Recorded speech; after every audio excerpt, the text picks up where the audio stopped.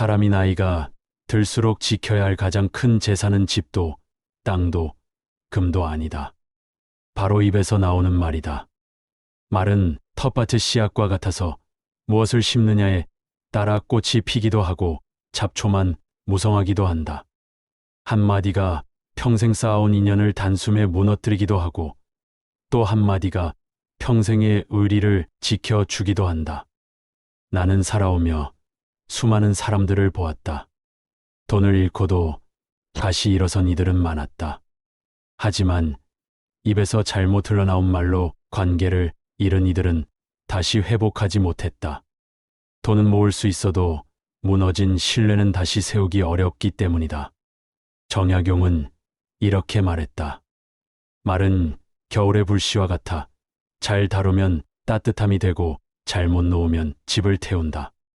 불씨 하나가 방 안을 따뜻하게 덮이기도 하지만 같은 불씨가 삽시간에 집을 태우기도 한다. 말도 그렇다.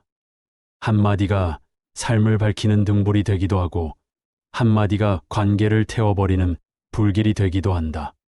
특히 나이가 들면 우리는 나는 경험이 많으니 말에 실수가 없을 것이다라고 착각하기 쉽다. 그러나 실상은 정반대다. 무심코 던진 말이 자식의 가슴에 깊은 흉터를 남기고 친구와의 우정을 멀어지게 하며 이웃과의 관계에 금을 내는 경우가 허다하다. 오늘은 여러분과 함께 노년에 절대 밖으로 흘려서는 안 되는 6가지 말에 대해 이야기해 보려 한다. 이 6가지만 가슴에 담아 두어도 남은 인생은 한결 평안해지고 가족과 이웃, 친구와의 관계가 훨씬 단단해질 것이다. 첫 번째는 과거의 고생을 반복해서 꺼내는 말이다. 나이가 들수록 자주 입에 오르는 말이 있다. 그때 내가 너 때문에 얼마나 고생했는지 아느냐. 한 아버지는 아들이 집에 올 때마다 등록금을 벌던 시절 이야기를 꺼냈다. 처음엔 아들이 웃으며 들었다. 그 안에 아버지의 사랑과 헌신이 담겨 있다는 걸 알았기 때문이다. 하지만 같은 말이 거듭되자 웃음은 사라지고 아들의 발걸음도 점점 뜸해졌다. 시니어 여러분도 경험하지 않았는가? 자녀에게 고생한 이야기를 들려주고 싶었는데 돌아오는 반응은 미소가 아니라 피곤한 표정이었던 경우를 말이다. 정약용은 이렇게 비유했다. 과거를 자꾸 꺼내는 것은 썩은 나무에 물을 주는 것과 같다. 아무리 물을 줘도 다시 푸르러지지 않는 나무처럼 흘러간 세월은 되돌릴 수 없다. 강물도 마찬가지다. 두 손으로 움켜쥐려 하면 물은 빠져나가고 손에는 모래만 남는다. 내가 겪은 고생을 알아주길 바라는 마음은 자연스러운 일이지만 듣는 이에게 그 말은 고마움보다 빚진 마음을 먼저 떠올리게 한다. 빚으로 이어진 관계는 오래 가지 못한다. 그렇다고 과거를 전혀 꺼내지 말라는 것은 아니다. 다만 이렇게 바꿔 말해야 한다. 그때 참 힘들었지만 우리가 잘 버텨서 지금이 있구나. 이렇게 말하면 원망이 아닌 격려가 되고 상처가 아닌 추억으로 남는다. 한 어머니는 늘 너 때문에 내가 젊은 날을 다 바쳤다라고 하던 분이었다. 자녀들은 그 말이 들릴 때마다 고개를 숙였다.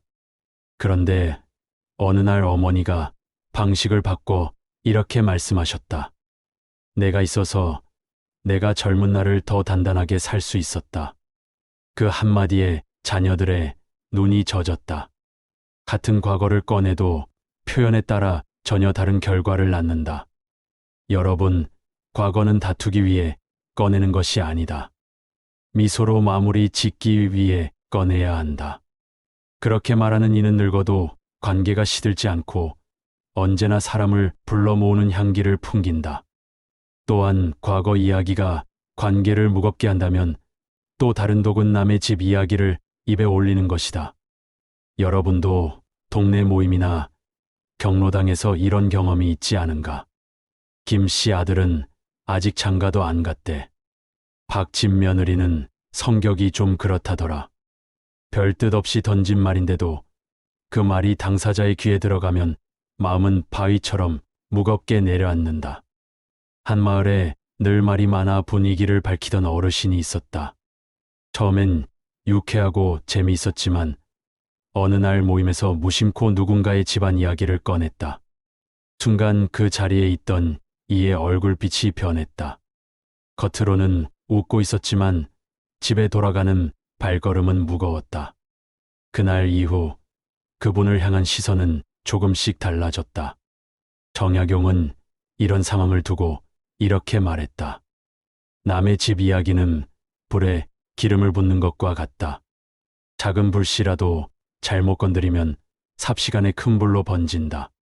말은 내 입에서 나올 때는 작은 씨앗 같지만 퍼져나갈 때는 나도 모르게 잡초처럼 번진다.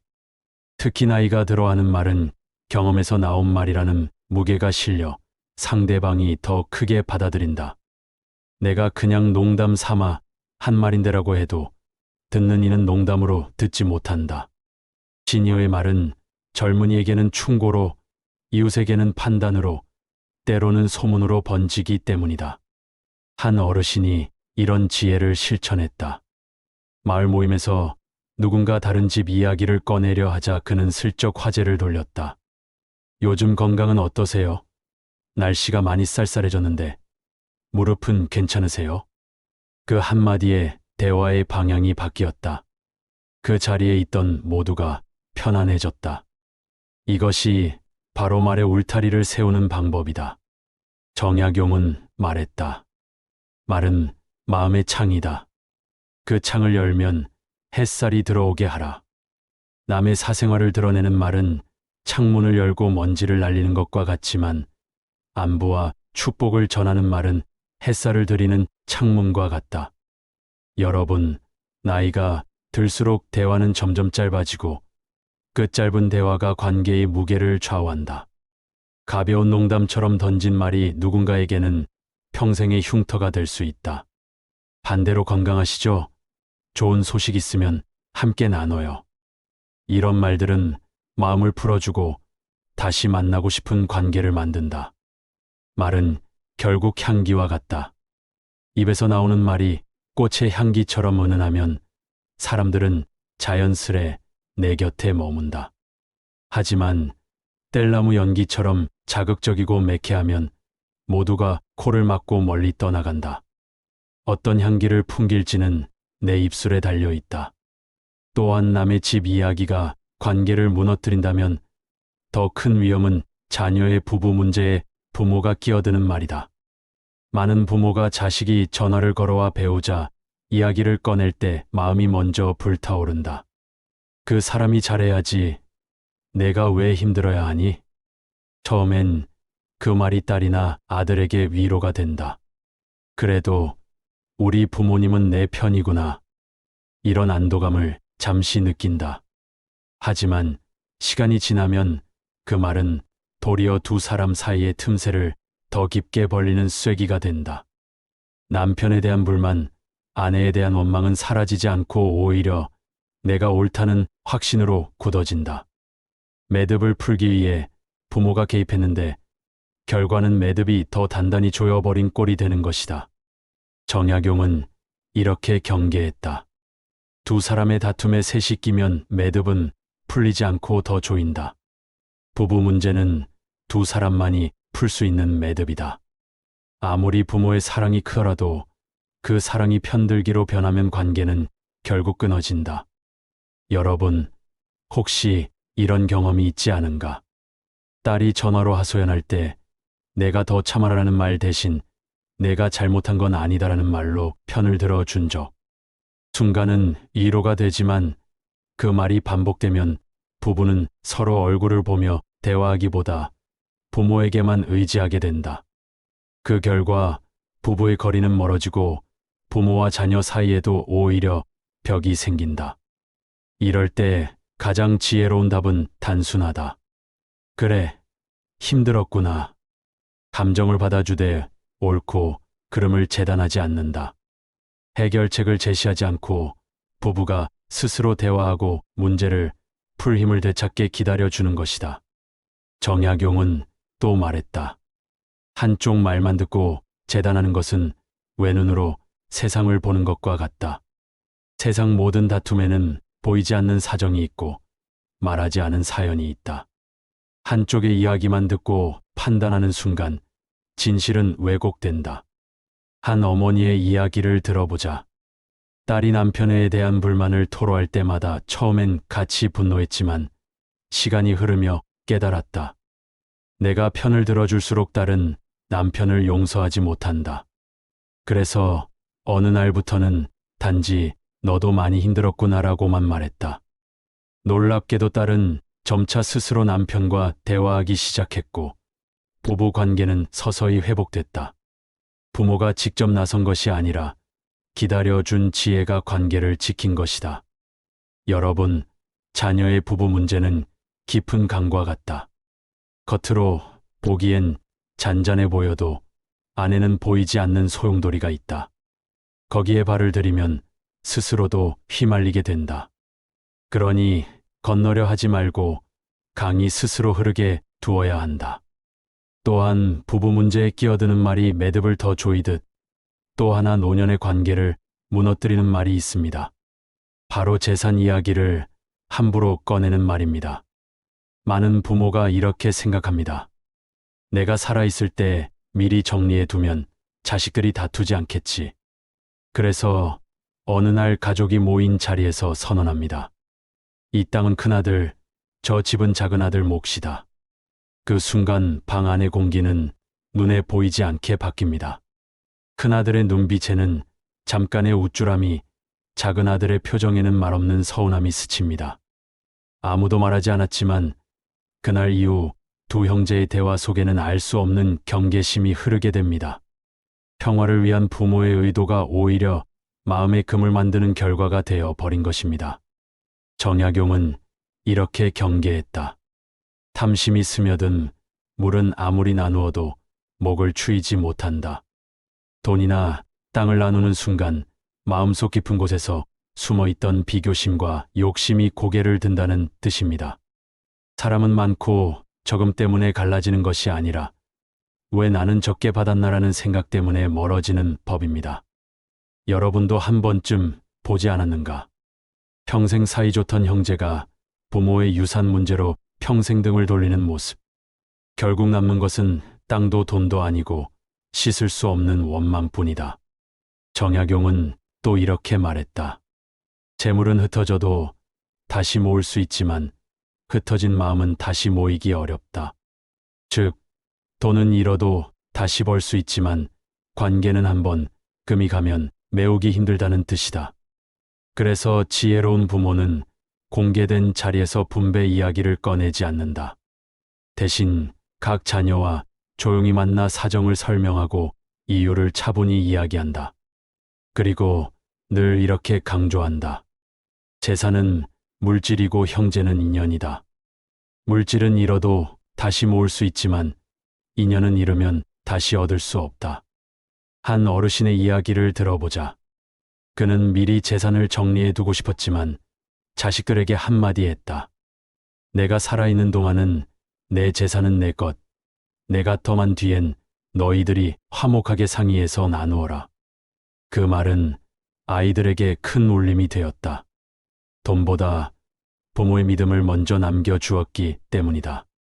여러분, 재산은 물처럼 흘러간다.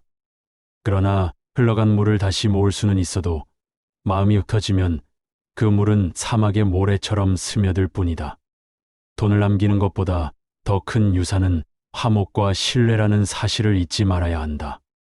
또한 재산 이야기가 형제 사이에 금을 만든다면 또 다른 말은 관계를 서서히 시들게 한다. 바로 병 이야기다. 많은 어르신들이 모이면 이런 대화가 빠지지 않는다. 허리가 끊어질 듯 아프다. 밤새 무릎이 욱신거려 잠을 못 잤다. 처음엔 친구들이 걱정스레 묻는다. 병원은 다녀오셨어요? 한의원에서 침은 맞아보셨나요? 하지만 몇 달, 몇 년을 만나도 늘 같은 이야기라면 어떻게 될까? 듣는 이의 마음은 점점 무거워지고 발걸음은 자연스레 멀어진다. 정약용은 이렇게 경고했다. 슬픔은 나누면 가벼워지지만 원망은 나누면 무거워진다. 병 이야기는 위로를 받기 위해 꺼낼 수 있다. 하지만 그것이 습관이 되면 위로가 아니라 원망이 되고 원망은 곧 마음을 병들게 만든다. 건강은 약으로만 지켜지는 것이 아니다. 함께 웃으며 나누는 대화 한마디가 약한 첩보다 더 큰 힘이 된다. 웃음은 엔돌핀이 되고 기쁨은 최고의 보약이다. 그러니 꼭 필요한 순간이 아니라면 병보다는 감사와 즐거움의 이야기를 나누어야 한다. 그래야 곁에 있는 사람들의 마음도 가벼워진다. 그리고 마지막으로 경계해야 할 말은 비교하는 말이다. 손주가 놀러왔을 때 사촌은 상을 받았다는데 너는 뭐하니? 라고 무심코 던진 한마디. 이 말은 아이의 마음에 깊은 그림자를 들이운다. 정약용은 말했다. 비교는 아직 피지도 않은 꽃의 뿌리를 흔드는 것이다. 꽃은 햇빛과 물, 계절에 따라 제때 피어난다. 아직 피어나지 않은 꽃을 옆 꽃과 비교하면 뿌리가 흔들리고 결국 꽃은 시들고 만다. 아이도 마찬가지다. 마음은 칭찬과 격려를 먹고 자란다. 비교는 그 마음의 시기와 분노의 씨앗을 심고 자신감이라는 햇살을 가려버린다. 지혜로운 어른은 이렇게 말한다. 너는 너답게 잘하고 있다. 나는 내가 자랑스럽다. 그 말은 아이의 마음을 열고 햇살과 바람이 스며들게 한다. 자극은 외부에서 강제로 주는 것이 아니라 내면에서 스스로 솟아오르게 하는 것이다. 여러분, 나이가 들수록 지켜야 할 재산은 땅도, 금도, 돈도 아닙니다. 바로 입에서 나오는 말입니다. 과거를 붙잡는 말은 손에 모래만 남기고, 남의 집 이야기는 불씨를 키워 큰 불로 번지며, 부부싸움에 끼어든 말은 매듭을 더 조이고, 재산 이야기는 형제 사이를 갈라놓고, 병 이야기는 마음을 병들게 하며, 비교하는 말은 아직 피지 않은 꽃을 시들게 합니다. 정약용은 이렇게 말했다. 입에서 나오는 말이 복이 되면 그 인생은 향기로 남는다. 6가지 말만 가슴속에 묻어 두십시오. 그러면 노년의 삶은 평안해지고 당신의 말은 지혜와 품격으로 기억될 것입니다. 이 영상이 마음에 울림이 되었다면 구독과 좋아요, 알림 설정 부탁드립니다. 그리고 오늘 느낀 점을 댓글로 나눠주세요. 여러분의 한 줄이 또 다른 분들에게 큰 힘이 됩니다. 감사합니다.